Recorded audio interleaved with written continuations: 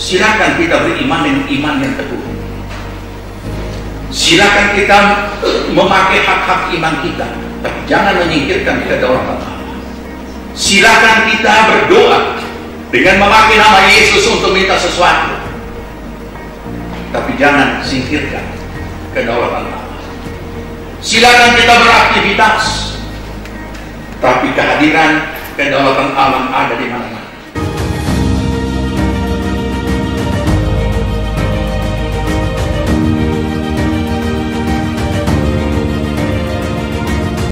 Shalom Jemaat Tuhan, selamat datang dalam ibadah online GPPS Jemaat Palu.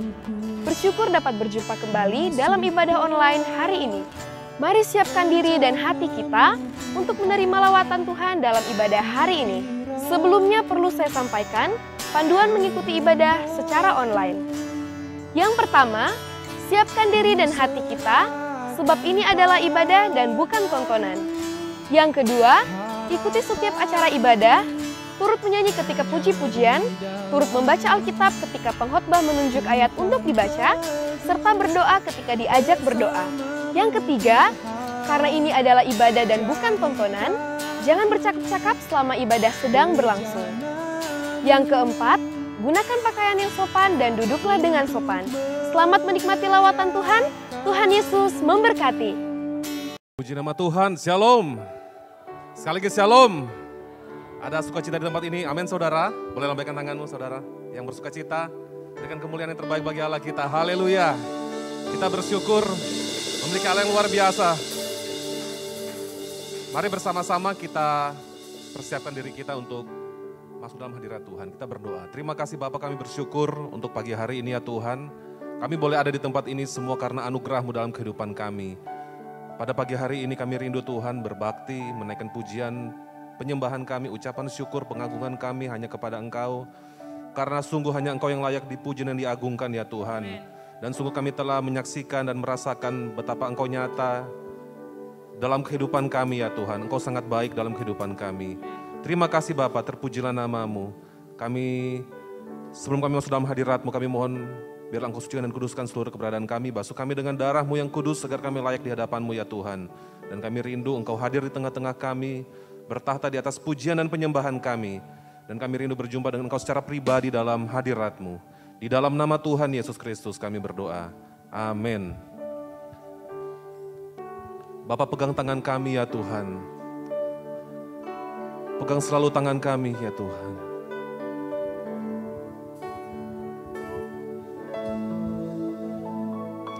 Bapa, pegang tanganku.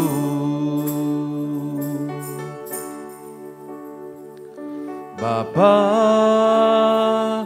ku rindu selalu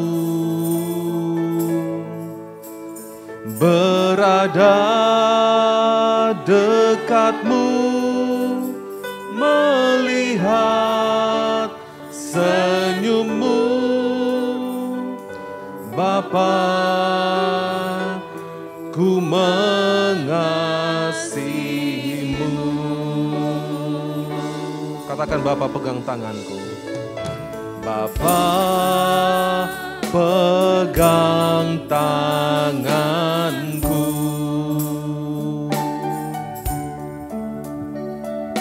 Bapa, ku rindu selalu berada dekat-Mu, melihat senyum-Mu. Bapa, ku mengasihi-Mu. Katakan hadirat-Mu. Hadirat-Mu, hadirat-Mu membawa kesembuhan bagiku. Hadirat-Mu, hadirat-Mu membawa kesembuhan. Bapa, pegang tanganku. Katakan, Bapa, ku rindu selalu. Bapa, ku rindu selalu berada dekat-Mu, melihat senyum-Mu. Bapa, ku mengasihi-Mu. Katakan, hadirat-Mu, hadirat-Mu, hadirat-Mu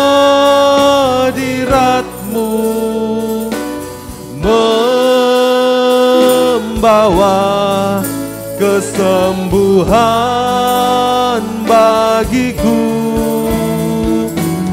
Hadirat-Mu, hadirat-Mu membawa kesembuhan. Bapa, pegang tanganku. Bapa, pegang tanganku. Ini kerinduan kami ya Tuhan. Bapa, ku rindu selalu berada dekat-Mu, melihat senyum-Mu. Bapa, ku mengasihi-Mu. Hadirat-Mu, hadirat-Mu, katakan hadirat-Mu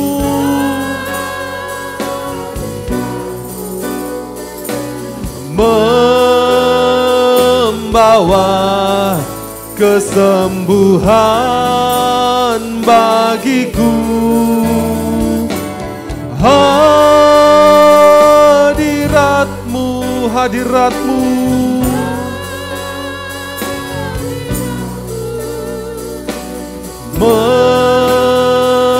membawa kesembuhan. Mari bersama-sama kita bangkit berdiri, saudara. Bapa, pegang tanganku. Katakan, Bapa, ku rindu selalu. Bapa, ku rindu selalu berada dekat-Mu, melihat senyum-Mu. Bapa, ku mengasihi-Mu. Hadirat-Mu, hadirat-Mu, hadirat-Mu membawa kesembuhan bagiku. Hadirat-Mu, hadirat-Mu membawa kesembuhan. Hadirat-Mu, hadirat-Mu,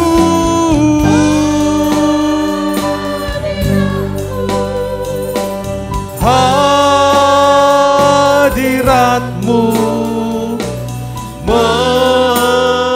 membawa kesembuhan bagiku. Katakan, hadirat-Mu,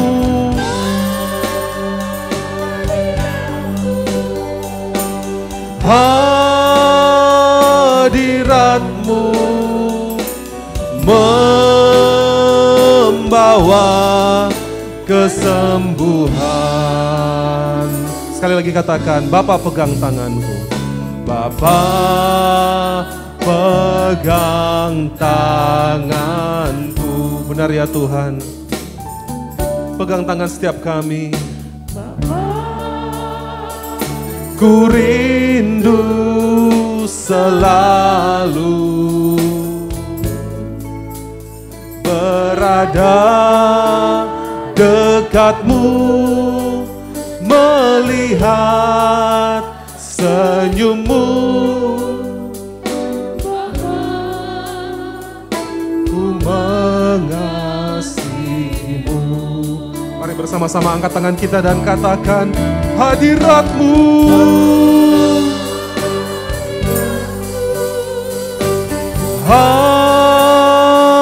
hadirat-Mu membawa kesembuhan bagiku. Hadirat-Mu, hadirat-Mu membawa kesembuhan, bawa kesembuhan. Sekali lagi katakan, hadirat-Mu,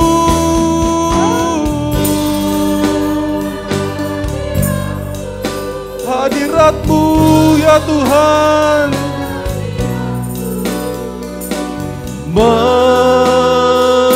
membawa kesembuhan bagiku. Hadirat-Mu, hadirat-Mu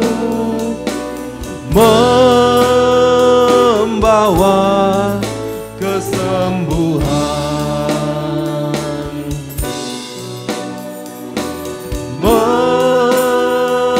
membawa kesembuhan, membawa kesembuhan,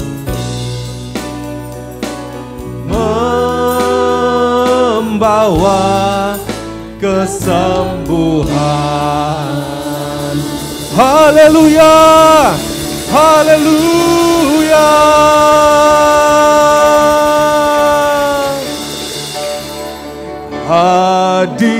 Hadirat-Mu Tuhan, ku rasakan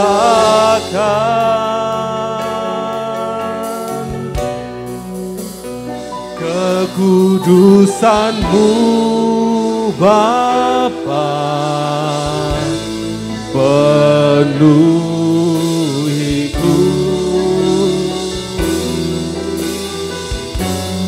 Ku rindu selalu diam dalam bait-Mu, menikmati kasih anugerah-Mu. Mari bersama-sama kita serukan, hadirat-Mu, hadirat-Mu Tuhan, ku rasakan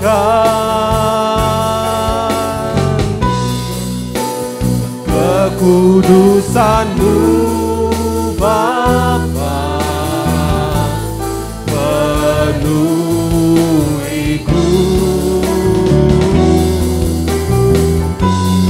Ku rindu selalu diam dalam bait-Mu, menikmati kasih anugerah-Mu. Mari lebih lagi kita katakan, hadirat-Mu, hadirat-Mu Tuhan,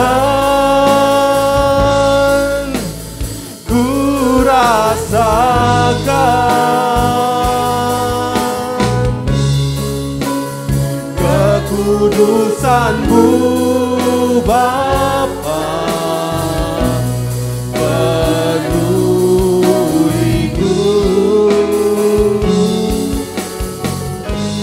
Ku rindu selalu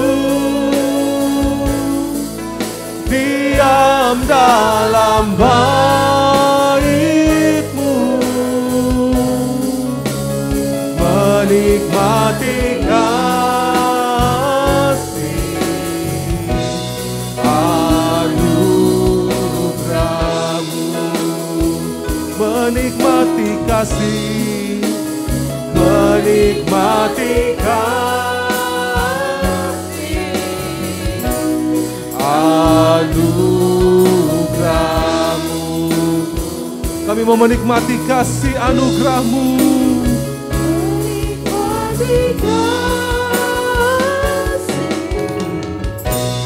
anugerah-Mu. Haleluya, menikmati kasih anugerah-Mu.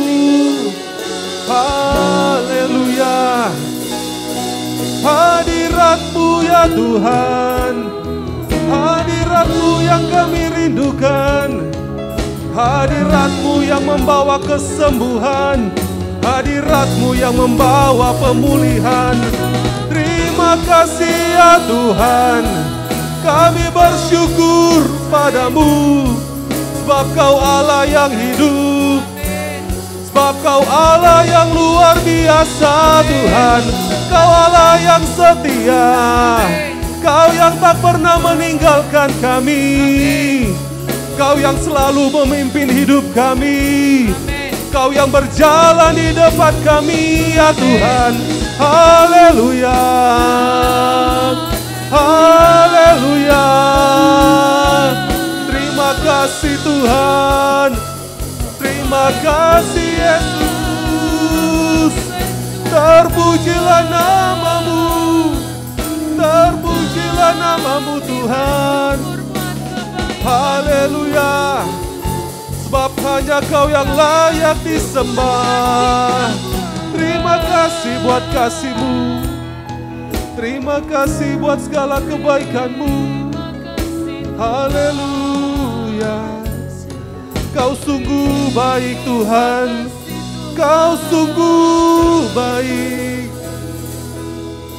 Terima kasih Tuhan,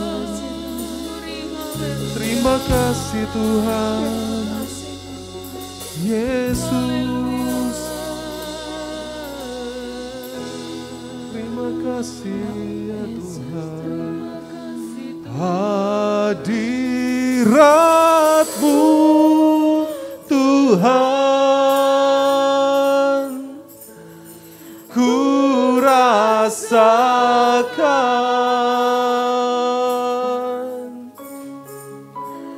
kekudusan-Mu Bapa penuhiku.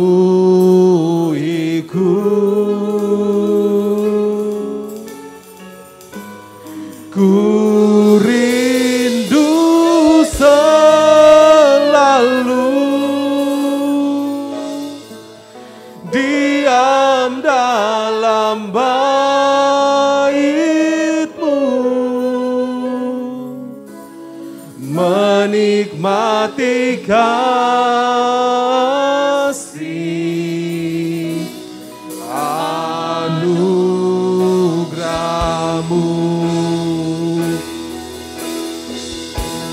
Hadirat-Mu Tuhan ku rasakan,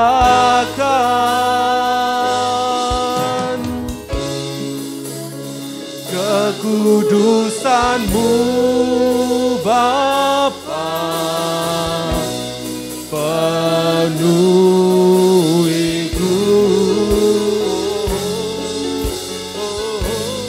Ku rindu selalu diam dalam bait-Mu,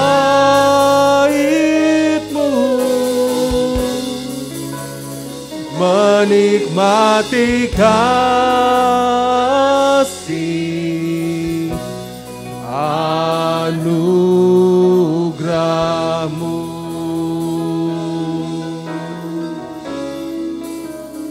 Menikmati kasih anugerah-Mu.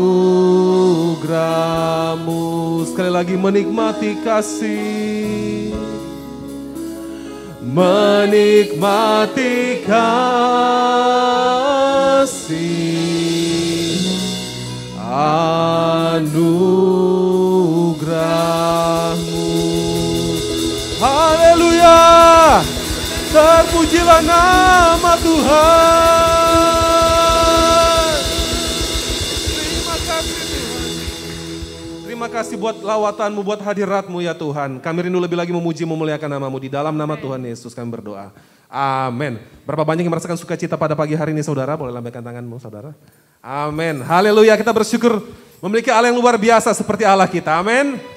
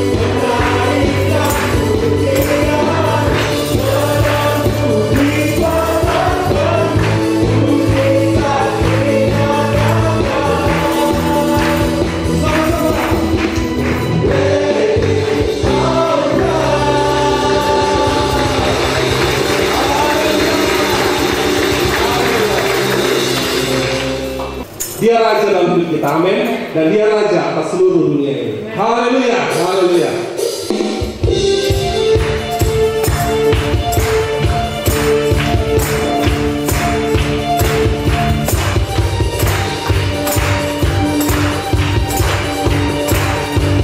Terima kasih Tuhan.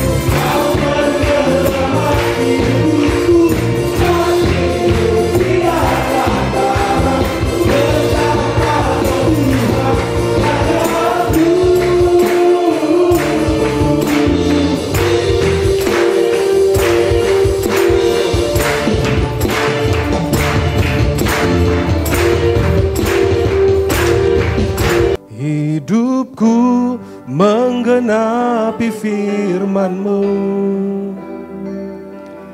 Tanda mujizat sertai tiap langkahku. Kau bersamaku, di dalamku, jadi bukti kebesaran-Mu.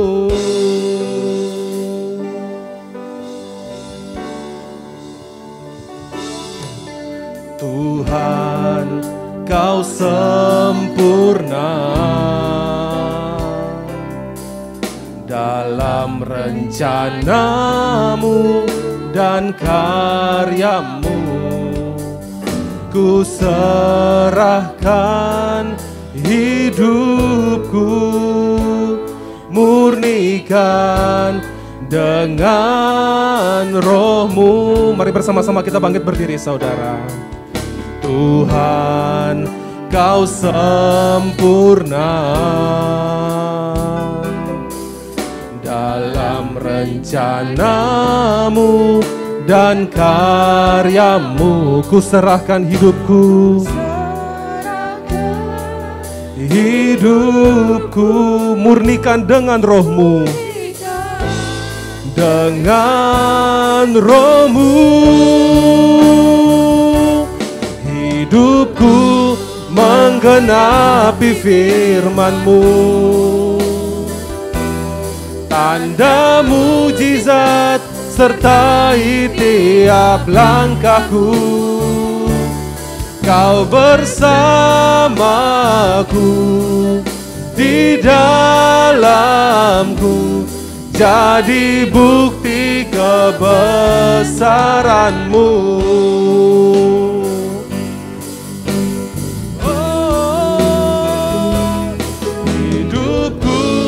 Menggenapi firman-Mu.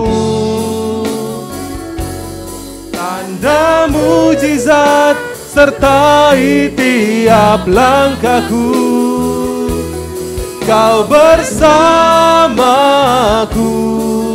di dalamku, jadi bukti kebesaran-Mu. Hidupku menggenapi firman-Mu. Tanda mujizat sertai tiap langkahku. Kau bersamaku, di dalamku, jadi bukti kebesaran-Mu. Kau bersamaku, Kau bersamaku, di dalamku, jadi bukti kebesaran-Mu. Berikan sorak-sorak bagi Allah kita. Haleluya. Terima kasih Tuhan. Terima kasih Tuhan, kami bersyukur memiliki Allah yang luar biasa seperti Engkau. Biarlah Engkau menerima segala pujian dan penyembahan kami. Dan biarlah pujian dan penyembahan kami menjadi dupa yang harum di hadapan Tuhan. Terima kasih ya Bapa. Kami bersyukur untuk pagi hari ini ya Tuhan. Kami rindu mendengarkan kebenaran firman-Mu berbicara kepada kami semua pribadi lepas pribadi ya Tuhan. Tidak satupun yang Tuhan lewatkan pada pagi hari ini. Biarlah setiap kami yang hadir boleh mengalami perjumpaan secara pribadi dengan kuasa firman-Mu yang mengubahkan hidup kami. Kami mengikat segala bentuk kuasa kegelapan dalam bentuk apapun juga yang mencoba mengganggu sepanjang pemberitaan firman Tuhan. Yang mencoba merampas taburan benih firman Tuhan dalam hati kami. Dan yang mencoba membangun benteng-benteng yang menentang pengenalan akan Tuhan. Di dalam nama Tuhan Yesus Kristus kami katakan hancurkan kuasa di dalam nama Tuhan Yesus. Dalam nama Tuhan Yesus kami hanya mengizinkan Roh-Mu yang hadir dan menguasai seluruh tempat ini. Urapi hamba-Mu yang Kau percayakan menyampaikan isi hati-Mu bagi kami semua. Biarlah hikmat dan urapan yang baru turun atas hamba-Mu sehingga setiap perkataan yang keluar dari bibir mulut hamba-Mu adalah perkataan-perkataan yang diurapi oleh Tuhan. Amen. Terpujilah nama-Mu, kami siap dan menyambut firman-Mu dengan penuh ucapan syukur. Di dalam nama Tuhan Yesus Kristus kami berdoa. Amin. Silakan duduk jemaat Tuhan. Puji nama Tuhan, Shalom. Puji Tuhan, selamat datang bagi seluruh jemaat Tuhan, baik yang di dalam ruangan maupun yang ada di luar. Dan juga jemaat Tuhan yang mengikuti akan ibadah ini secara live streaming online, baik yang ada di Indonesia maupun yang ada di luar negeri. Puji Tuhan, Tuhan memberkati. Dan juga selamat datang khususnya bagi saudara yang baru pertama kali hadir, jika ada, baik yang di dalam maupun di luar ruangan. Selamat datang, Tuhan Yesus memberkati. Kita akan sambut juga saudara kita yang berulang tahun, yang saya sebutkan namanya. Silakan berdiri. Andre Takasenseran, Hendra Wandi, Rafli Renaldi Mustamin, Mary Daud, Melissa Italin Utasoid yang ada di England atau di Birmingham. Tuhan memberkati. Kita akan doakan. Mari kita berdoa. Terima kasih Bapa di sorga, kami datang bersama-sama mengucap syukur dengan saudara-saudara kami yang berulang tahun. Terima kasih tambahan usia yang Tuhan sudah berikan, kiranya membawa mereka semakin memahami makna kehidupan mereka sebagai orang percaya. Berkati pribadi, rumah tangga, usaha, pekerjaan, pelayanan, dan pertumbuhan rohani mereka, semuanya diberkati Tuhan. Terima kasih Bapa, kami mengucap syukur dan kami memberkati mereka di dalam nama Tuhan Yesus Kristus. Amin. Puji nama Tuhan.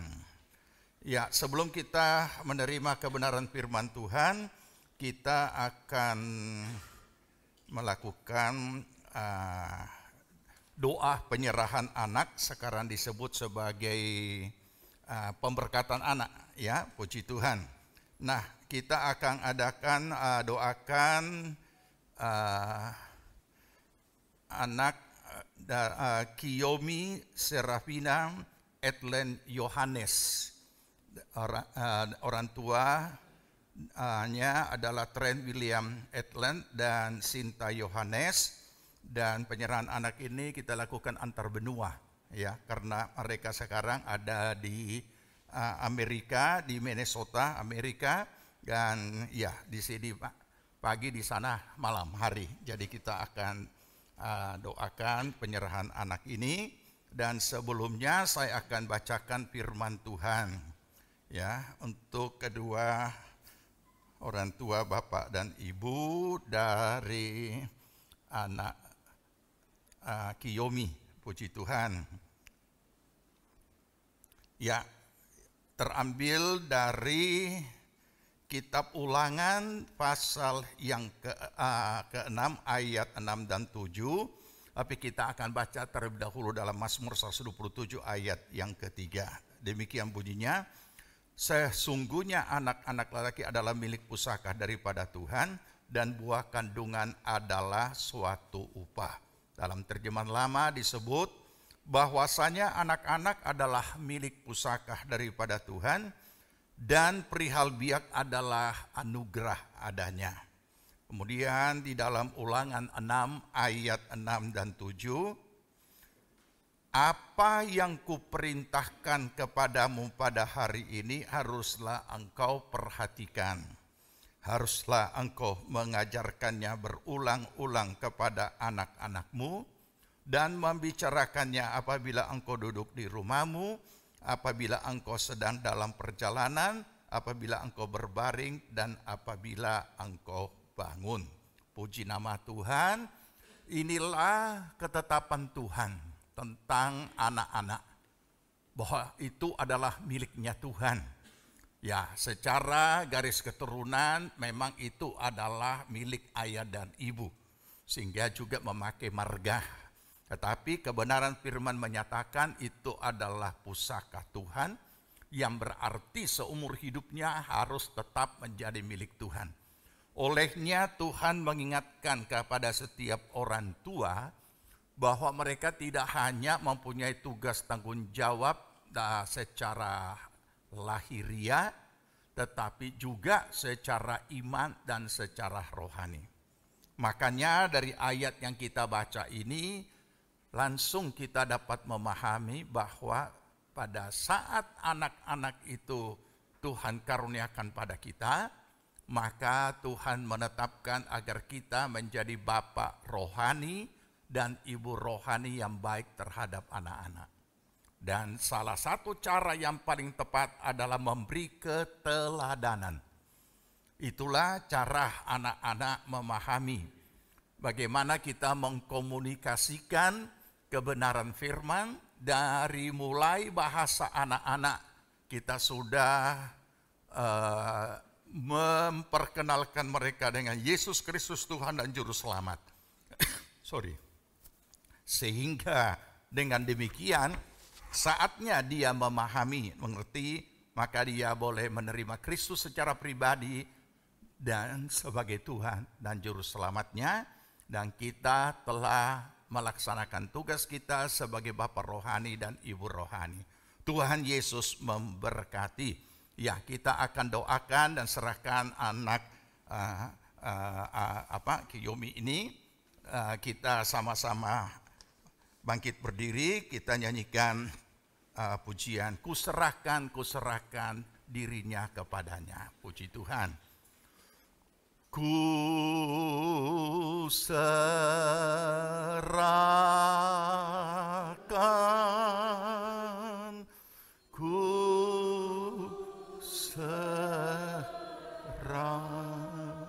dirinya kepada Allah. Dirinya pada Allah. Ku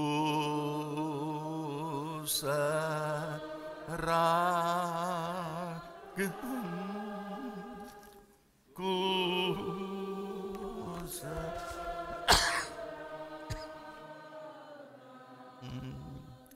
dirinya pada.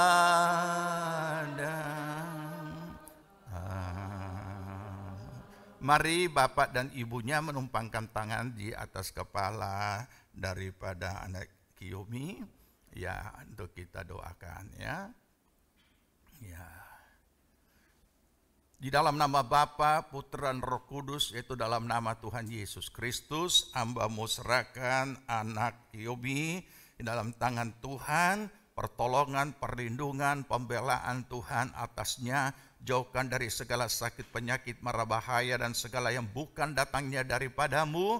Dan biarlah pertolongan Tuhan menyertainya pertumbuhan fisik, mental, rohani, intelektual, dan iman anak ini bertumbuh bagi hormat kemuliaan nama-Mu. Terima kasih Tuhan, Kau memperkenankan kami untuk melakukan akan pemberkatan anak ini dan penyerahan anak ini. Walaupun antar benua, tapi kami percaya Tuhan ada di mana-mana, Tuhan hadir dan Tuhan bekerja.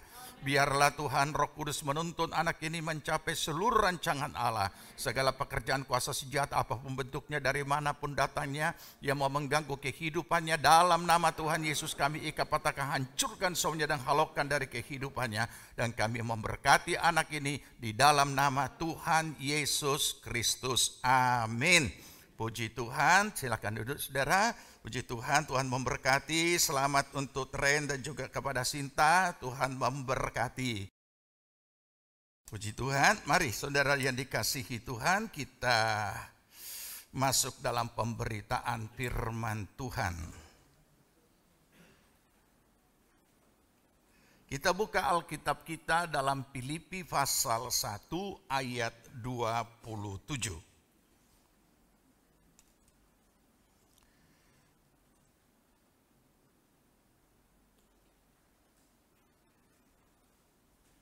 Filipi pasal 1 ayat 27, jika saudara sudah temukan, mari kita sambut firman Tuhan dan kita akan baca bersama-sama.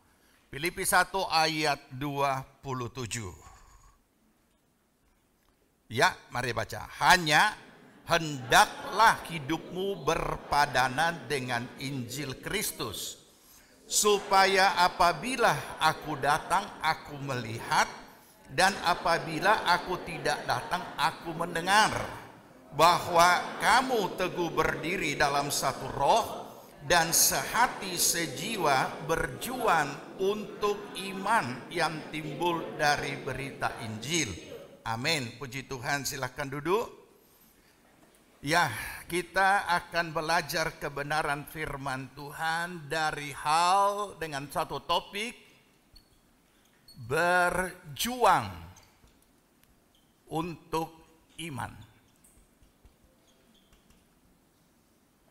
Mungkin ayat ini belum lama kita baca, tapi sesuai dengan situasi kondisi sekarang yang lagi sedang maraknya berita dan tanggapan sorotan terhadap seseorang yang mungkin dianggap memperjuangkan imannya. Pasti kita sudah tahu, saya tidak perlu sebut nama.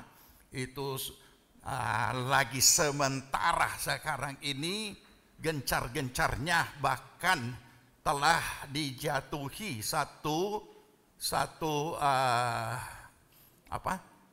belum pengadilan, tetapi suatu ketetapan bahwa ia menjadi tersangka penista agama. Nah, oleh karena itu saya tidak membahas tentang komentar dari siapapun, baik dari yang bersangkutan, tetapi saya sebagai gembala punya tanggung jawab membimbing saudara dan mempersiapkan saudara bagaimana sebenarnya kita hidup di dunia ini sebagai orang percaya. Yang jelas pertama-tama adalah kita harus sadari bahwa hidup sebagai orang percaya, hidup adalah perjuangan iman. Itu. Jadi tidak hanya secara umum bahwa hidup itu adalah perjuangan secara lahiriah, kita kerja banting tulang supaya mencapai sesuatu dan memiliki sesuatu dan menikmati sesuatu, kemudian itu mengangkat derajat diri kita dalam status sosial, status ekonomi dan lain sebagainya. Tetapi hidup di dunia adalah perjuangan iman. Olehnya dikatakan di sini, ya, kamu sehati teguh berdiri dalam satu roh, sehati sejiwa berjuang untuk iman yang timbul dari berita Injil. Ini bukan berjuang untuk masuk surga, bukan. Dengan segala macam yang apa yang kita lakukan supaya boleh masuk surga, bukan. Surga sudah dikasih, anugerah keselamatan sudah dikasih, sudah diberikan. Tapi kan kita belum mati. Dikatakan barang siapa yang percaya tidak binasa melainkan beroleh hidup yang kekal. Nah, kita percaya kepada kita sudah dianugerahkan keselamatan, sudah diberikan. Tapi kan masih hidup di dunia. Nah, bagaimana kita berperilaku hidup di dunia dengan iman yang kita miliki? Sedangkan dikatakan di sini, oleh karena masih hidup di dunia, maka masih harus berjuang untuk iman. Terus yang mana yang diperjuangkan? Bukan berjuang untuk iman supaya, makanya saya harus ingatkan ya, bukan melakukan ini supaya masuk surga, bukan. Sudah surga sudah diberikan anugerah. Ya, makanya tidak ada lagi persoalan. Tapi sekarang yang masih hidup di dunia dengan manusia lahiriah, punya unsur jiwani yang sangat kuat, kehendak sendiri, kemauan sendiri, pikiran sendiri. Nah, bagaimana kita berperilaku sebagai orang percaya? Nah, di dalam hal berjuang untuk iman. Ya, nah ini sangat perlu sekali. Makanya kita tadi sudah baca kebenaran firman Tuhan. Dalam hal apa? Kalau kita baca kalimat pertama, kita sudah tahu hidup adalah perjuangan iman untuk apa? Dalam bentuk apa? Bentuknya adalah untuk dapat hidup berpadanan atau sesuai firman Allah. Jelas. Artinya, bagaimana kita hidup di dunia sesuai ketetapan firman Tuhan. Terus pertanyaannya, kenapa masih harus berjuang? Ya, sangat jelas, sudah pernah jelaskan pada kita. Karena di dalam diri ini ada yang namanya kehendak daging. Kehendak daging. Itu tidak bertentangan dengan kehendak roh. Nah, itu sebabnya kita diberikan firman, supaya kalau kita lakukan firman, kita tidak lakukan kehendak daging. Tapi kalau kita tidak lakukan firman, kita akan melakukan kehendak daging. Nah, terus bagaimana dengan orang-orang yang berjuang untuk imannya tapi dengan cara daging? Nah, ini kadang-kala jadi saudara, makanya kita itu sangat-sangat perlu mendalami firman Tuhan. Supaya kita benar-benar bisa paham bagaimana kita seharusnya hidup. Nah, sekarang setelah kita sudah paham akan hal ini, kita perlu tahu lagi kita hidup ini di medan yang bagaimana. Ini yang kedua, singkat-singkat saja ya. Nah, medannya itu bagaimana? Situasi, kondisi, medannya, dan kita ada di mana? Sedang hidup dan berjuang untuk iman. Berjuang untuk hidup sesuai firman, tapi di mana kita ada? Kata firman Tuhan. Nah, kita baca di dalam Matius. Matius 7 ayat 15. Kita baca sama-sama.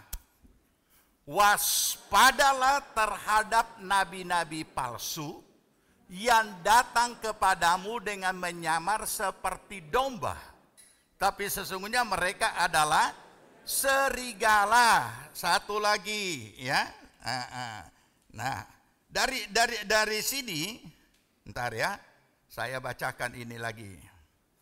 10 ayat 16.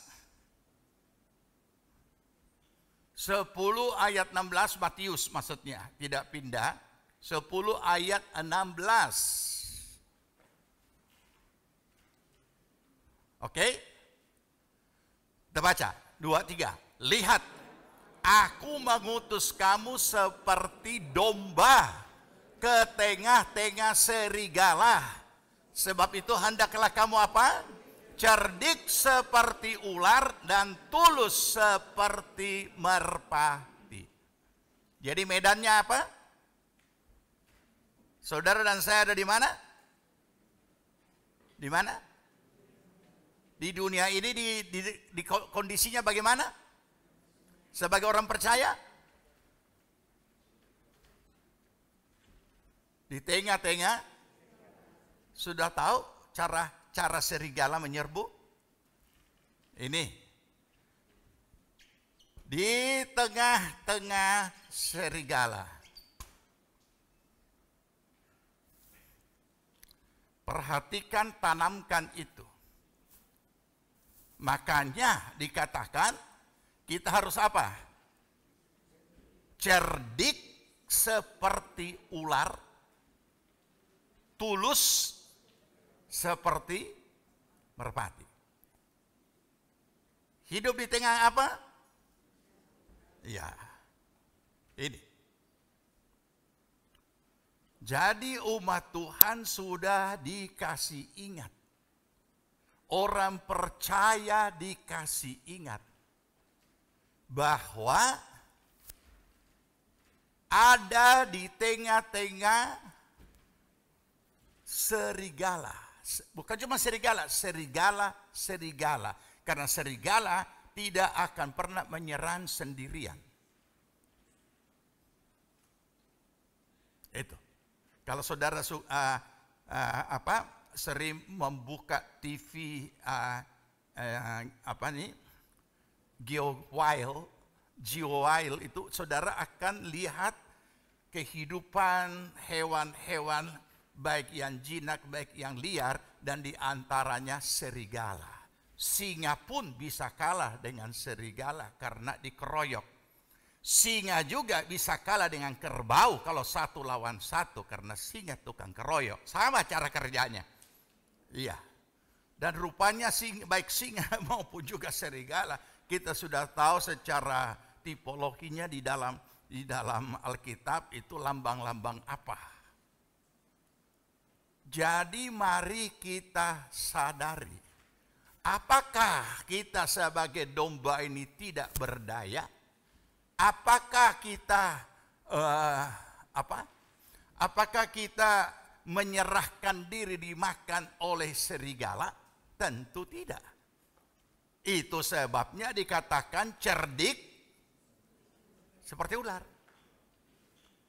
Nah, cerdik seperti ular ini bukan karena kita takut, tapi ada firman yang mengatakan itu. Dan kalau kita tidak cerdik, kena. Ya. Nah, ini yang perlu kita pahami. Jadi jangan saudara mencampur adukan dengan intimidasi yang membuat kita takut, atau kecerdikan yang harus kita miliki karena Alkitab mengatakannya seperti itu. Ini dia. Nah, oke. Jadi cerdiknya itu sampai yang bagaimana? Oke, kita buka Amsal Soleman. Ya. Cerdik yang bagaimana yang kita harus miliki. Nanti kita baca itu tidak apa-apa. Nanti sebentar kita akan ketemu lagi itu ayat. Amsal 20 ayat 18. Amsal 20 ayat 18. Oke, sudah. Kita baca. Rancangan terlaksana oleh pertimbangan, sebab itu berperanglah dengan siasat. Siasat ini bukan bernilai negatif, bukan bernilai tipu-tipu, bukan. Artinya paling tidak pakai itu nalar. Ini belum bicara rohani, pakai itu nalar. Apalagi kalau ada iman, ada firman, tentu lebih berhikmat, tentu lebih memahami bagaimana seharusnya berperang. Oke? Nah, sekarang kita lanjut. Medan kita sudah tahu. Medan itu isinya apa? Isinya apa tadi? Bukan cuma serigala. Serigala. Karena serigala tidak pernah sendirian. Kalau sendirian dia kalah. Ya. Serigala. Oke. Nah, lebih lanjut, kita perlu memahami bahwa kalau medan ini kita sudah tahu kondisinya adalah seperti ini,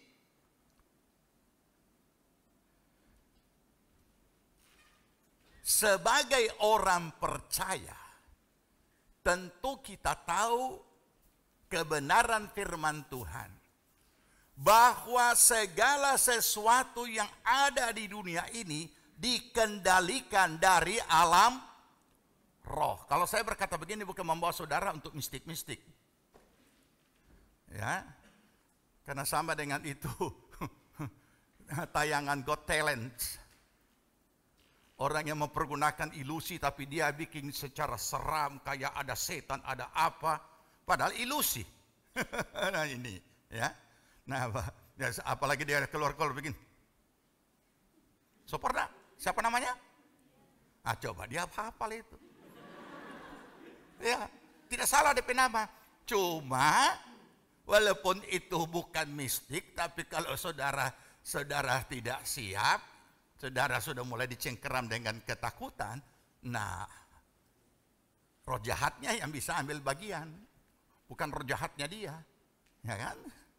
Nah, makanya kita juga memang perlu cerdik, perlu tahu.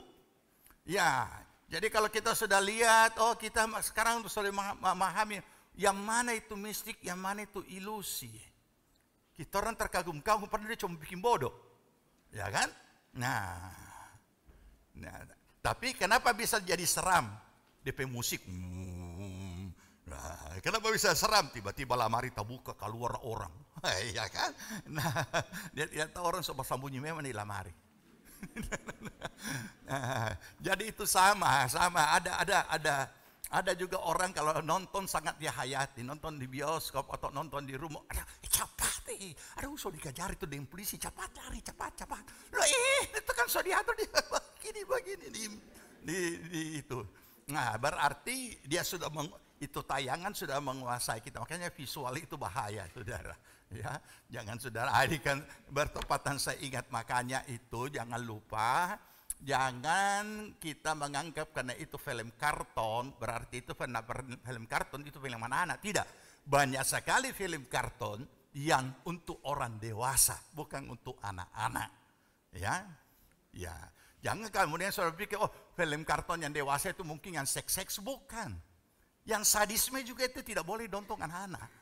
Ya, sadisme mengandung unsur kekerasan juga itu 17 tahun ke atas, ataupun juga untuk orang dewasa. Oke, jadi kita lihat di sini. Setelah kita ada di medan perang, kita sudah lihat kan di medan ya begini, aduh serigala. Maka kita perlu tahu yang mana ini musuh. Jangan kita lihat, ada babu, ada bergerak, tembak, dor. Ternyata babi utang, bukan serigala, ya kan? Nah, tak salah kan? Nah, tapi masih untung bisa bawa pulang langsung bikin, ya serahkan sama kita orang punya burur di sana, itu sudah so beres, dia olah. Ya, oke. Nah, jadi memang harus tahu ini. Nah, oleh karena itu, dalam membaca medan ini kita bisa memetakan siapa ini lawan, siapa ini musuh. Maka Alkitab berkata di dalam Efesus pasal 6 ayat 12. Efesus pasal 6 ayat 12. Apa dia tulis di situ? Nanti kita baca. Oke, sudah? Karena kita baca 2, 3. Karena perjuangan kita bukanlah melawan darah dan daging, tetapi melawan pemerintah-pemerintah, melawan penguasa-penguasa, melawan penghulu-penghulu dunia yang gelap ini, melawan roh-roh jahat di udara. Makanya sangat bersyukur bahwa gereja Tuhan membukakan kebenaran dan pengertiannya kepada gereja bahwa ada yang namanya peperangan rohani. Ini jelas bahwa musuh kita atau lawan kita bukan manusia. Bukan. Jadi kalau ada hal-hal yang di luar kemanusiaan yang ada pada manusia, ya kita harus tahu kenapa seperti itu. Kita harus memahami dari latar belakang kejiwaannya, latar belakang keluarganya, latar belakang pokoknya segala sesuatu tentang dirinya dulu. Jadi nalar dulu harus jalan. Ya, karena kalau orang beriman dia tidak pakai nalarnya, semua lari ke iman. Padahal dia lupa bukan iman, sama juga ternyata bukan iman, itu hanya emosional yang meluap-luap. Nah, jadi kita perlu memahami. Ya. Kita perlu tahu. Nah, kenapa orang itu seperti itu? Kenapa dia ini begini? Kenapa dia memperlakukan saya begini? Kenapa begini? Kenapa begini? Kenapa begini? Kenapa begitu? Ya. Kalau kita tidak paham bahwa lawan kita bukan manusia, maka kita tidak akan melakukan perjuangan secara rohani tapi secara duniawi. Mari kita buka komentar Paulus. 2 Korintus 10 ayat 3 dan 4. 2 2 Korintus 10 ayat 3 dan 4. Oke? Sudah, kita baca. Memang kami masih hidup di dunia, tapi kami tidak berjuang secara duniawi. Memang, ternyata kata memang ini juga populer juga secara, jadi lebih gampang dimengerti karena ini bahasa hari-hari. Memang, ya, memang kita masih hidup di dunia. Kami masih hidup di dunia, tetapi ayat 3 tadi berkata, halo, kami tidak berjuang secara duniawi. Apa itu duniawi? Cara-cara daging, cara-cara dunia, cara-cara orang yang tidak punya Allah, yang tidak punya Kristus. Cara-cara memakai kehendak sendiri, pikiran sendiri, perasaan sendiri. Itu cara duniawi. Kenapa tidak memakai cara duniawi? Oleh karena sudah ketemu siapa lawan kita. Kenapa di dunia bisa jadi seperti ini? Oke? Nah, oleh karena itu bukan cara duniawi, maka dikatakan karena senjata kami sama-sama dalam perjuangan bukanlah senjata duniawi, melainkan senjata yang diperlengkapi dengan kuasa Allah yang sanggup untuk meruntuhkan benteng-benteng. Oke? Mari kita renungkan. Maka kita kemudian akan terbuka pemahaman kita. Kami tidak, apa itu senjata duniawi? Selain persenjataan secara fisik, tapi juga senjata duniawi itu ini, baku pukul kita. Nah, baku fitnah kita. Baku hoax kita. Nah, banyak senjata duniawi, cara-cara duniawi. Tapi perjuangan kami ada, jadi bukan tidak punya senjata, tapi senjata yang diperlengkapi dengan apa? Kuasa Allah. Dan kalau orang berhadapan dengan kuasa Allah, benteng-benteng roboh. Benteng-benteng pertahanan roboh. Tapi kalau dengan kekuatan diri sendiri, cara diri sendiri, dengan kedagingan diri sendiri, bukan roboh benteng-benteng, tapi kehancuran diri sendiri. Nah, ini yang perlu kita bisa memahami supaya kita ini tidak usah memikul beban yang Tuhan tidak suruh pikul. Yang Tuhan suruh pikul itu salib. Ya. Tapi salib yang Tuhan beri, pikullah kuk aku. Karena kuk aku ringan adanya dan enak rasanya. Oke? Nah, lanjut. Kita lihat. Supaya kita bisa hidup bijaksana. Jadi dengan demikian, dengan kita dapat mengetahui medannya dan bagaimana kita seharusnya berjuang, maka kita ketemulah kebenaran firman Tuhan ini pertama-tama bukan dengan cara duniawi. Jadi kalau bukan cara duniawi, dia bilang ada senjata dengan kuasa Allah. Nah, senjata dengan kuasa Allah ini kita akan temukan. Bagaimana Paulus menasehati Timotius dalam memperjuangkan iman. 1 Timotius 1 ayat yang ke-18. 1 Timotius 1 ayat 18. Udah. Baca. Tugas ini kuberikan kepadamu, Timotius anakku, sesuai dengan apa yang telah dinubuatkan tentang dirimu, supaya dikuatkan oleh nubuat itu, engkau memperjuangkan perjuangan yang baik dengan iman dan hati nurani yang murni. Perjuangan yang baik. Berarti ada perjuangan yang tidak baik. Walaupun seolah-olah kita perjuangan iman, tapi cara yang tidak baik. Perjuangan yang baik dengan iman dan hati nurani yang murni. Oke? Kenapa?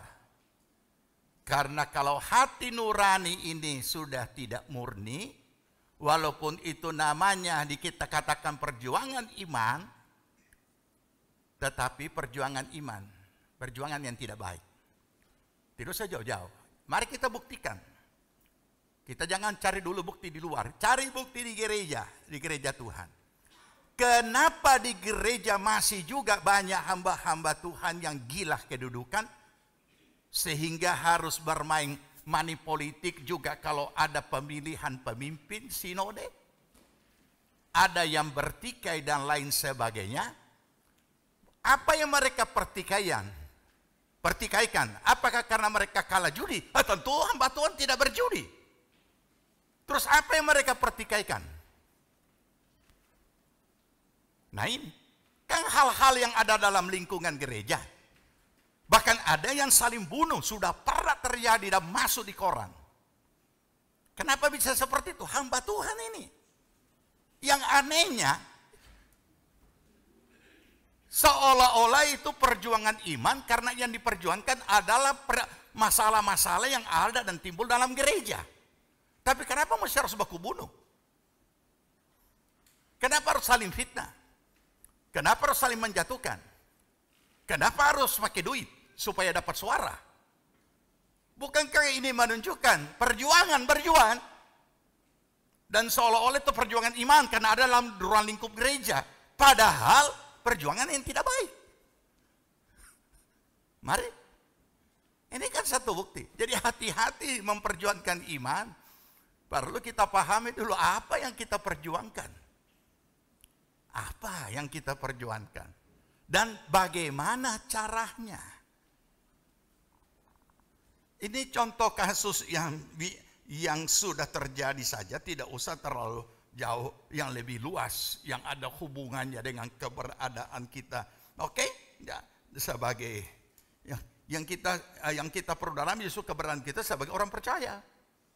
Nah, oleh karena itulah kalau kita sudah tahu begini, ada senjata yang dimiliki tapi bukan cara duniawi, tapi senjata yang diperlengkapi dengan kuasa Allah.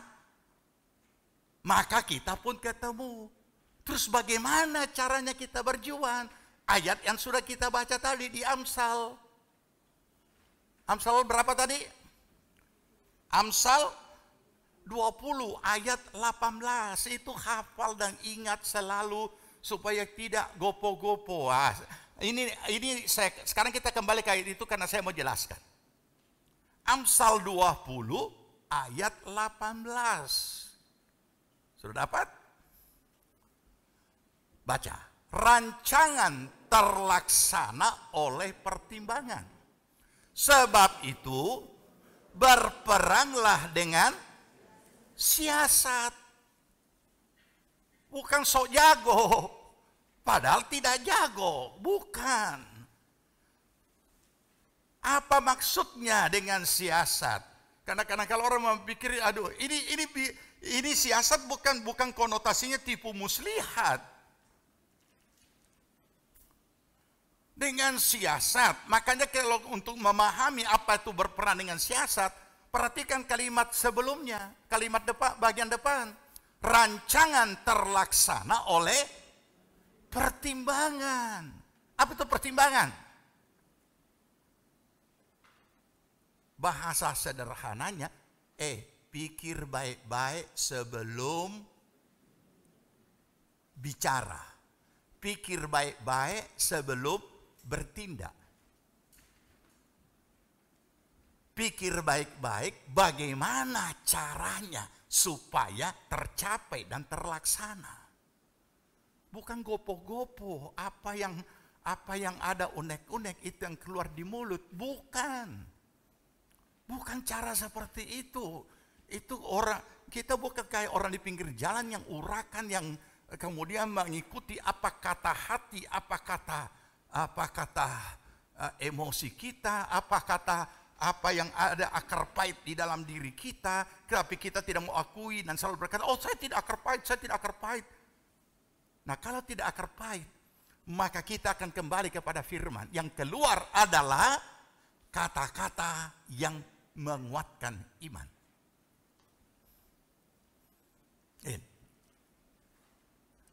Mari kita renungkan. Rupanya ada hal yang memang kita juga perlu belajar dari budaya beberapa kebiasaan dari bangsa-bangsa tertentu. Pandai sekali orang itu, bukan mungkin karena sudah budaya ya. Dikasih kue, coba, belum pernah dia rasa, selalu dia puji, enak, wah luar biasa.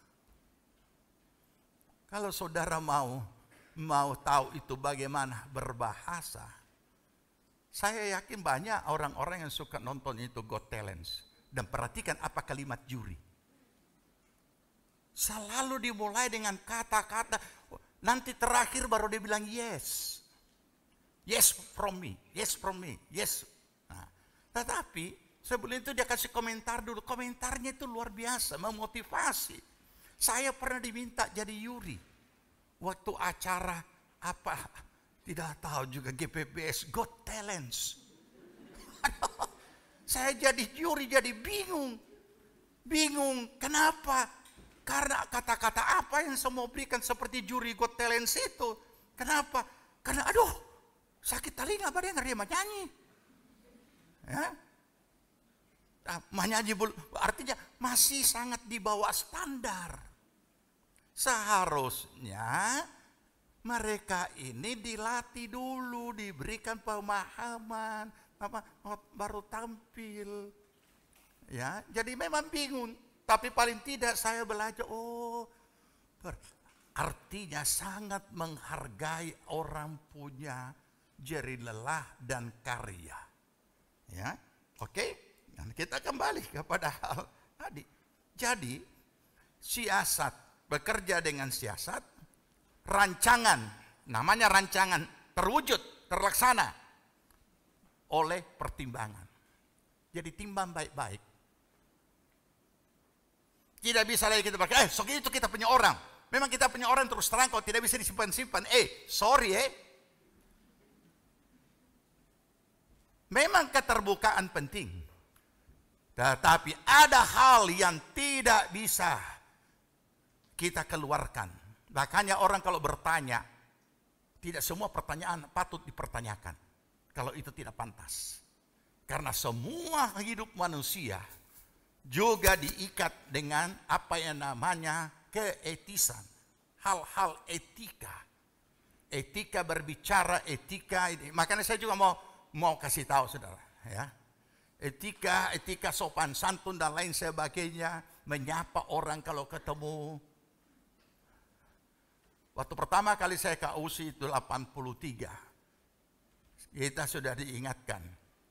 Jangan lupa selalu say thank you. Dan say sorry. Kenapa? Karena dua kata itu yang selalu muncul sepanjang hari sampai puluhan kali. Tapi kita kan jarang sekali.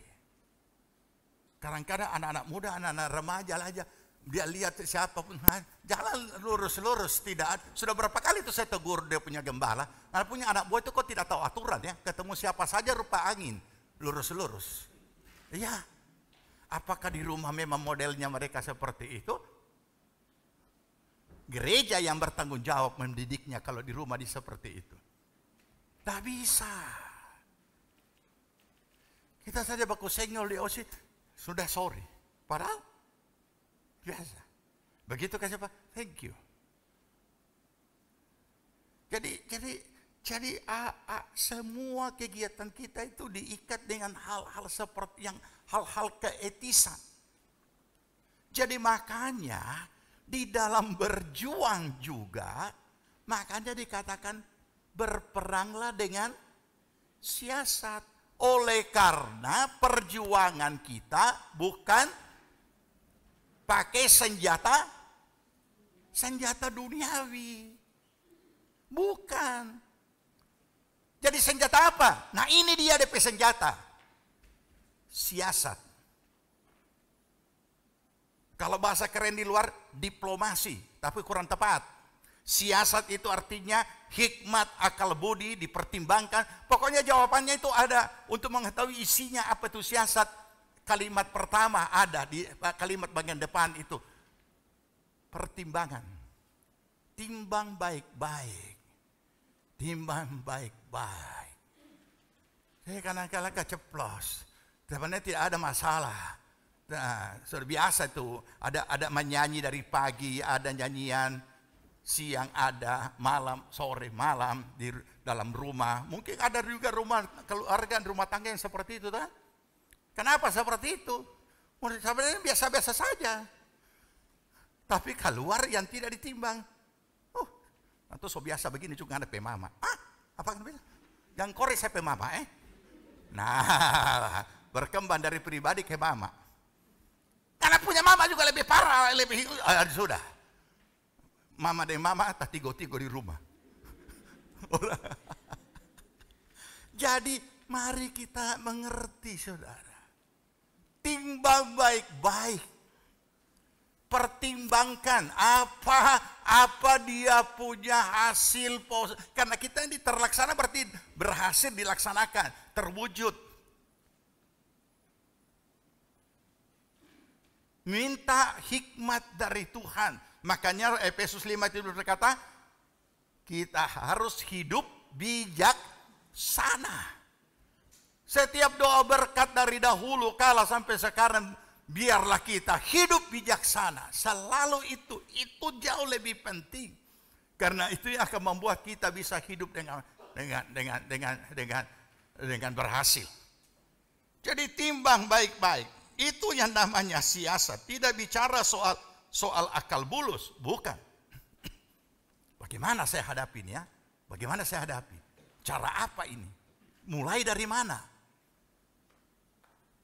Itu harus seperti itu. Tidak asal ceplos. Itu namanya bikin cilaka diri sendiri. Nah, oke.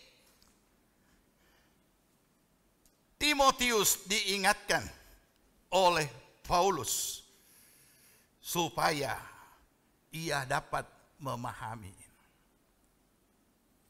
Sekarang kita masuk pada bahagian. Ya, kita sudah medannya sudah, yang ketiga sudah, yang ketiga tadi bagaimana berjuang. Nah,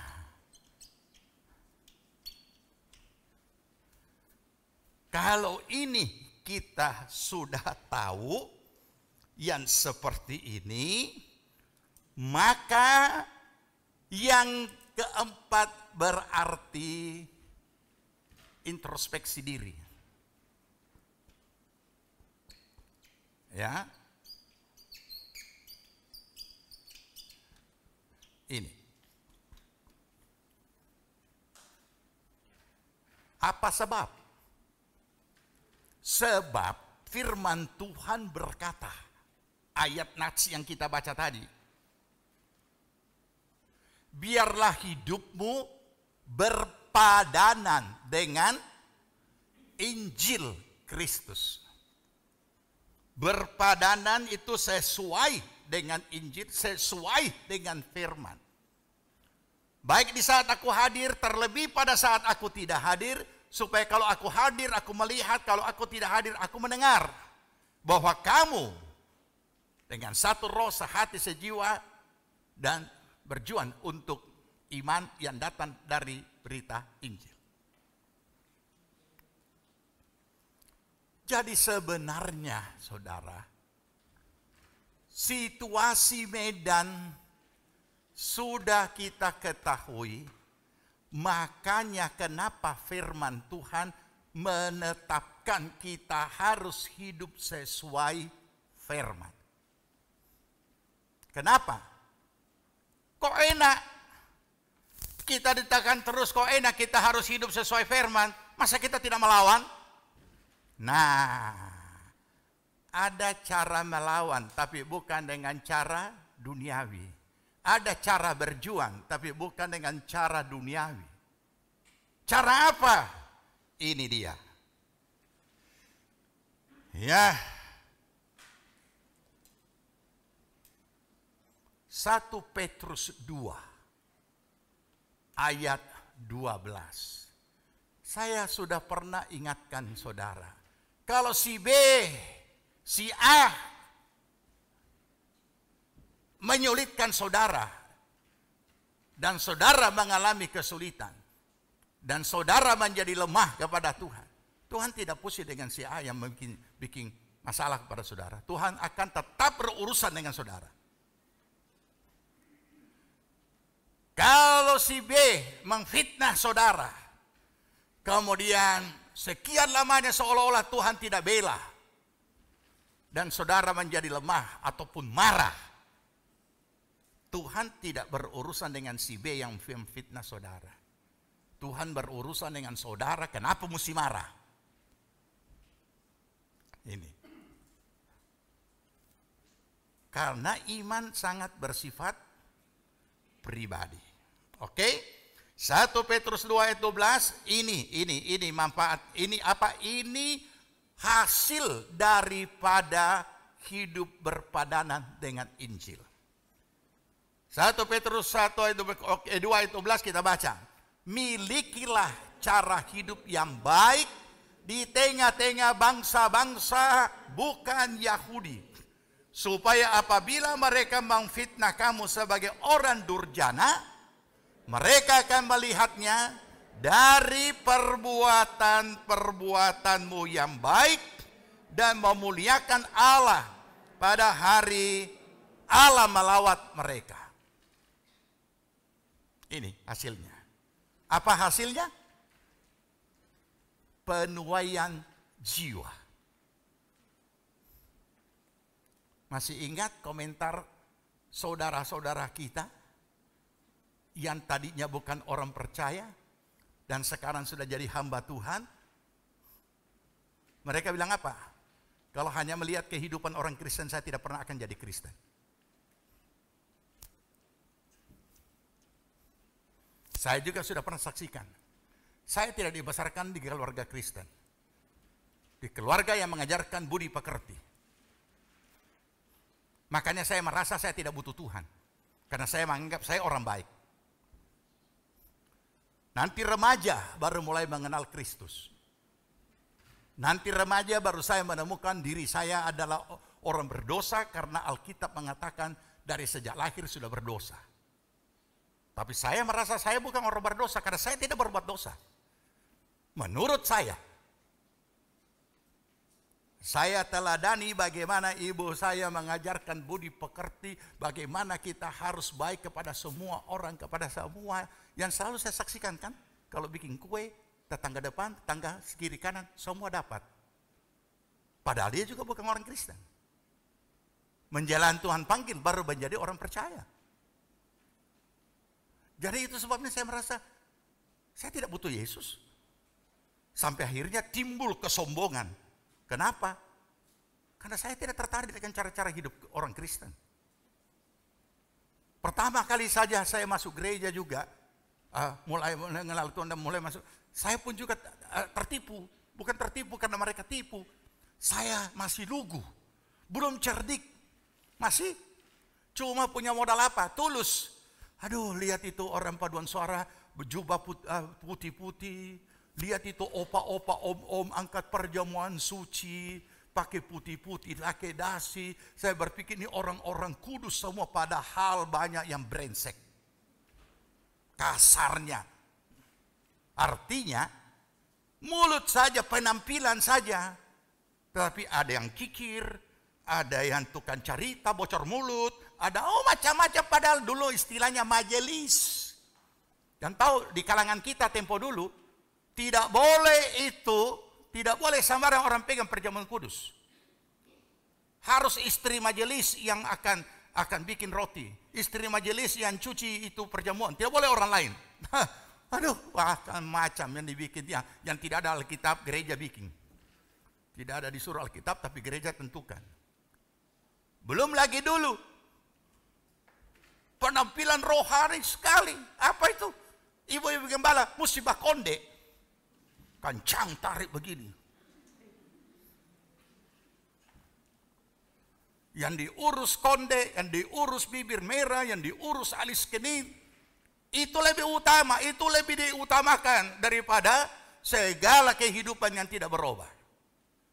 Jadi seolah-olah kalau muka sopolos serupa mayat, sorohani dia. Kalau ibu gembala sawah konde, lebih rohani. Nah ini yang begini-begini, ini yang tidak ada urusannya dijadikan urusan. Tidak ada penilaiannya dijadikan penilaian. Jadi saudara, kita itu tidak boleh dengan karena lingkungan begini, jadi saya begini, karena lingkungan begini, jadi saya harus begini. Bukan, dikatakan kita kan sudah tahu kita ada di mana, di tengah-tengah serigala. Enak sekali. Masa kita sudah di tengah serigala, mesti kasih tunjuk perbuatan yang baik, disama dengan domba ini. Serigala, mari kamari, makan kita. Bukan itu. Makanya ada kaitan satu dengan lain ayat-ayat itu. Itu sebabnya mengapa yang lalu saya katakan dan sudah ulang-ulang bahwa tidak ada perintah Tuhan yang masuk akal. Sebab apa dikatakan? Kasihilah musuh, mana bisa. Aduh, sedang tidak musuh saja, aduh, so sakit sekali nih. Dendamnya kayak apa? Kita so ampuni dia. Maka kalau kita ingat, aduh sakit. Begitu memang kalau kita ingat, iblis kasih muncul semua diingatan. Keluarlah dia mulai baca cerita. Si Anu itu dulu begini. Padahal dia so ampuni, tapi dia cerita ulang. Dia tahu ini yang dulu dia baca cerita akang ini masih baru dengar. Karena baru dengar ini berita baru, dia beritakan lagi. Muncul lagi masalah baru. Katanya so selesai. Masa dia cerita lagi kita kesana kemari, padahal katanya sudah selesai. Sudah penyelesaian lagi. Om so doakan lagi. So tumpang tangan, kurang mau tumpang kaki lagi. Waduh, kenapa mesti begini? Nah, jadi saudara, mari kita sadari. Setiap orang kita doakan mendapat kesempatan anugerah. Itulah awal memiliki hati yang mengasihi jiwa-jiwa.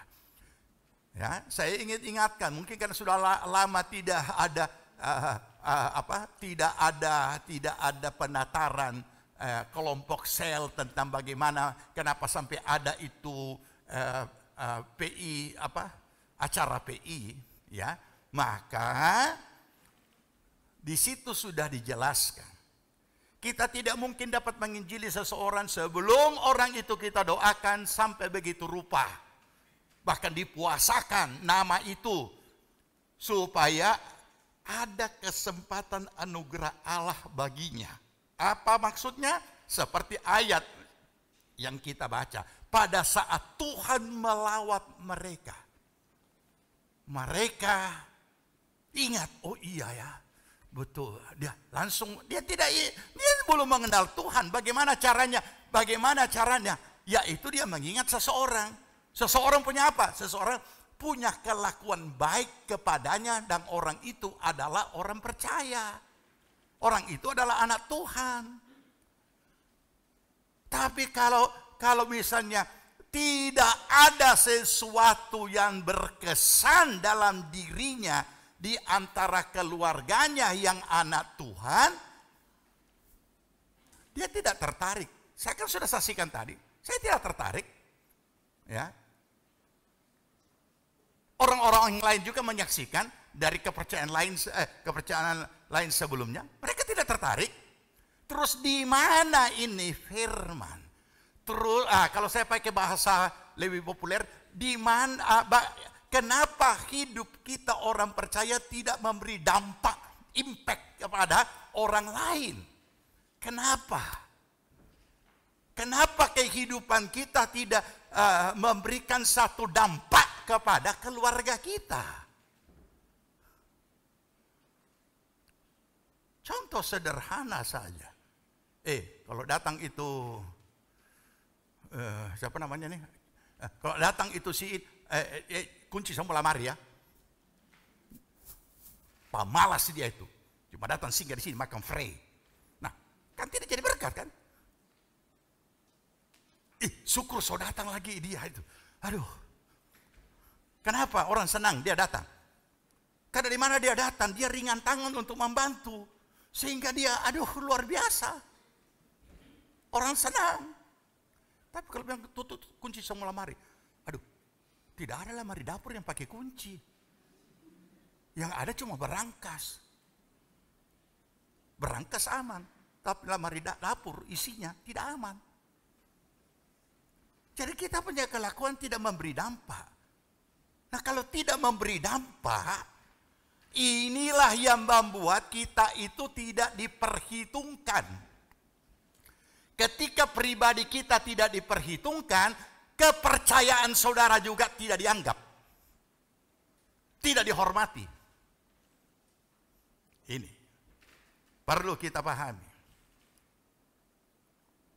Nah, oleh karena itulah, kenapa Tuhan berkata,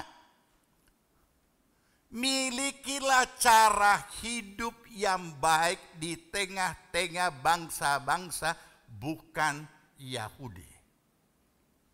Pada saat itu, untuk anak Tuhan pada waktu itu, bahkan dikatakan kamu ada dalam perantauan. Nah, kita juga. Kita tidak berada di antara sesama orang percaya. Kita ibadah, kita duduk sesama orang percaya. Tetapi, begitu kita kembali berada di tengah masyarakat, di kantor kita, di tempat kerja kita, pokoknya di mana saja di masyarakat, kita harus menyatakan dalam diri kita, nampak dalam kehidupan kita, perbuatan yang baik, yaitu kebenaran-kebenaran firman yang kita miliki, kita nyatakan di situ. Tetapi bagaimana bisa kalau kita sendiri melakukan yang tidak benar? Melakukan yang tidak benar di tempat di mana kita kerja, di tempat di mana kita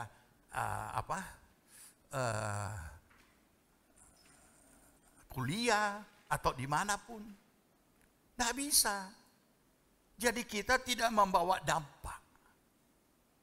Kalau pakai istilah rohani, tidak jadi berkat bagi orang lain kita punya kelakuan.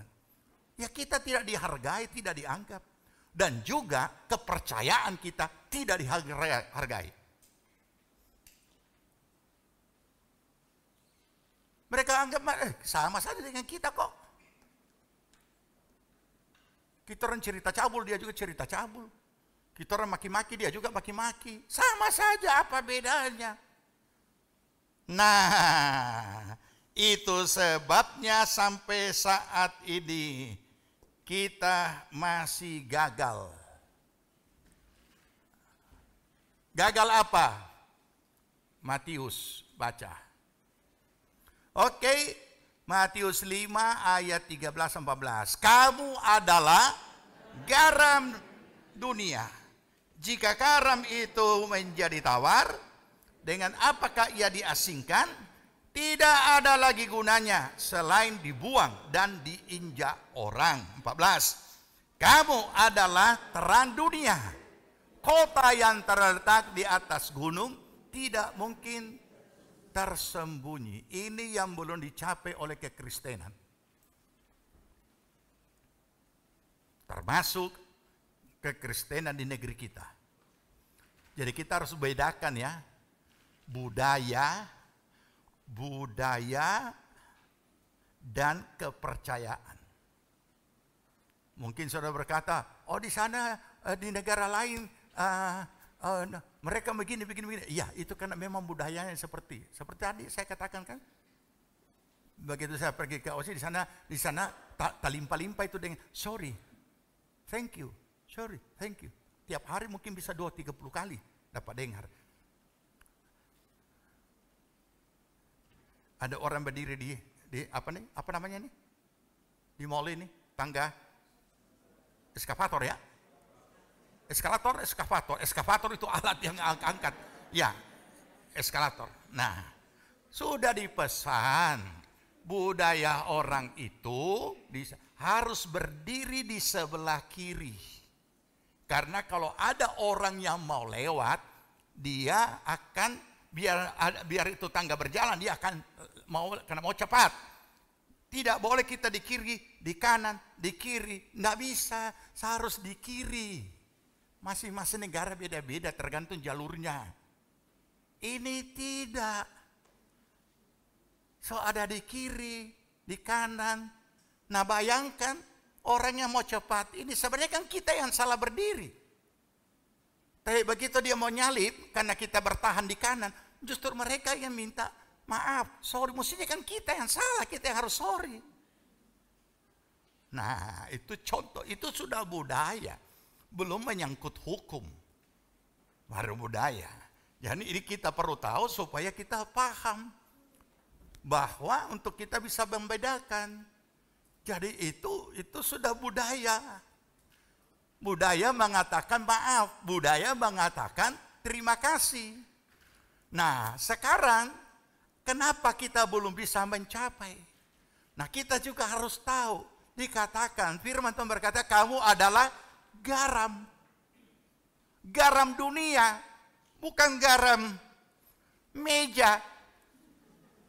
Kalau garam meja cuma bicara tentang menu, garam sekali bikin orang darah tinggi.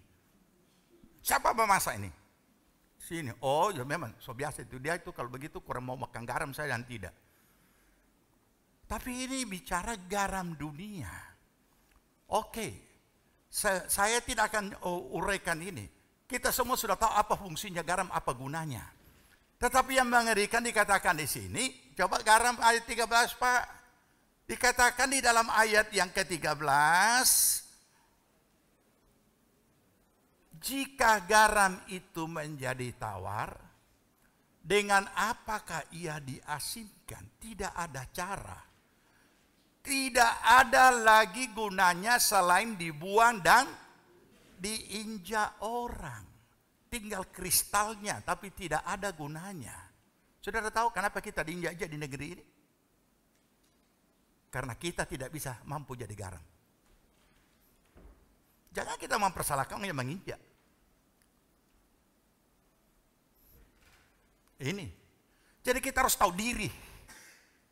Kita harus koreksi diri. Kenapa? Tidak berkualitas.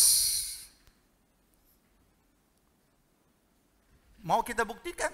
Bukalah televisi. Dan lihatlah dan bacalah. Siapa punya nama yang diperiksa itu.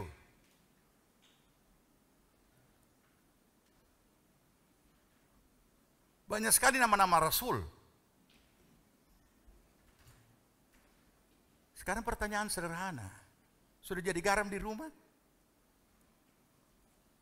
Sudah jadi garam di kantor? Sudah jadi garam untuk saudara punya bos yang belum kenal Tuhan? Atau mungkin sebaliknya, bos orang percaya kok sama-sama melayani, jadi cincai saja pokoknya sama. Dia pasti mengerti. Alkitab berkata kalau bosmu itu orang percaya, hormati 2 kali. Di mana ayatnya? Cari sendiri. Ya. Ini tidak.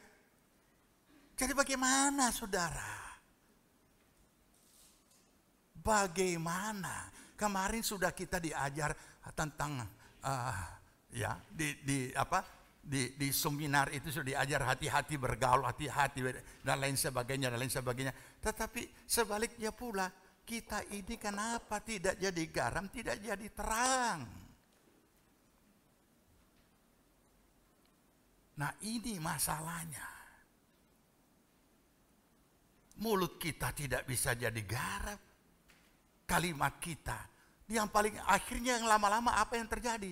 Lama-lama orang itu, kenapa alergi dengan kita? Alergi.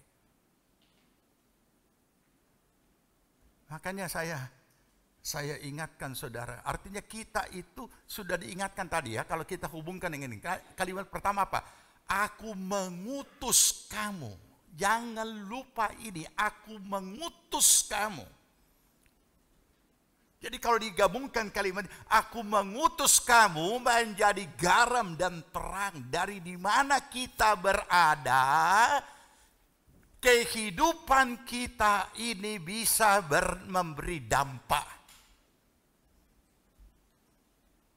Ada satu kalimat yang saya juga tadinya tidak perhatikan.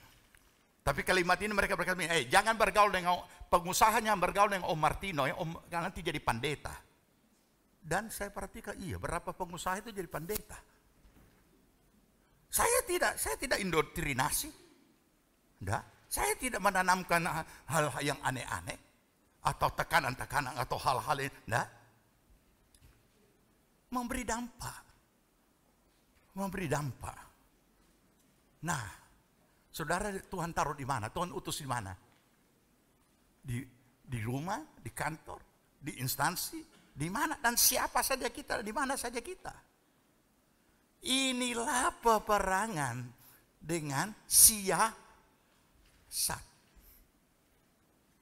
Bukan dengan cara-cara dunia, bukan cara duniawi. Di mana saja kita berada. Sampai mereka itu tertarik. Kenapa begini ya? Kenapa begini? Dan ini adalah yang Tuhan tetapkan bagi kita. Olehnya, mari kita berjuang untuk iman. Karena kita masih hidup di dunia. Belum selesai. Nanti kalau sudah selesai, saudara juga tidak tahu dibacakan riwayat hidup. Dan saya heran, setiap pembacaan riwayat hidup, selalu yang bagus-bagus dikasih keluar. Almarhum pernah menjadi majelis gereja. Almarhum pernah, luar biasa almarhum. Cuma yang tidak ditulis yang terakhir. Dan almarhum pada tanggal sekian, jam sekian, telah berangkat dengan sebotol cap tikus. Tidak dijelaskan. Kenapa Pak Tua? Jantung. Cuma dibilang jantung, padahal tak kancing dengan apa? Cap tikus. Mari saudara, kita beri dampak. Di mana kita berada, kita berdampak. Di mana kita berada, kita bersinar. Di mana kita berada, kita mendatangkan cahaya kemuliaan Tuhan dalam hidup kita. Kita bangkit berdiri, kita berdoa. Terima kasih Bapa di sorga atas segala kemurahan pengasihan Tuhan pada kami semua. Saat ini kami boleh belajar dari kebenaran firman. Dan kami mengucap syukur bahwa Tuhan sudah menebus kami dengan darah yang kudus dari atas kayu salib. Kiranya ini kami tidak sia-siakan. Dan jika kami sudah diselamatkan, kami masih berjuang untuk iman dalam kehidupan yang sedang kami jalani di dunia ini. Roh Kudus sebagai roh penolong yang diutus untuk menolong kami. Kiranya menolong setiap pribadi. Agar hidup kami, diri kami, punya kemampuan. Dengan kekuatan kuat kuasa Allah. Sebagai senjata peperangan kami. Kami boleh menyatakan Kristus dalam hidup kami. Kami boleh menyatakan kasih Kristus. Dan kami tidak melakukannya dengan kekuatan diri kami sendiri. Berkati seluruh jemaat-Mu. Meteraikan kebenaran firman-Mu. Dan biar kami semua Tuhan boleh hidup seturut dengan kehendak Tuhan. Amen. Segala pekerjaan kuasa si jahat iblis apapun bentuknya mau mengganggu kehidupan kami dipatahkan, hancurkan dalam nama Tuhan Yesus. Berkati seluruh jemaat Tuhan.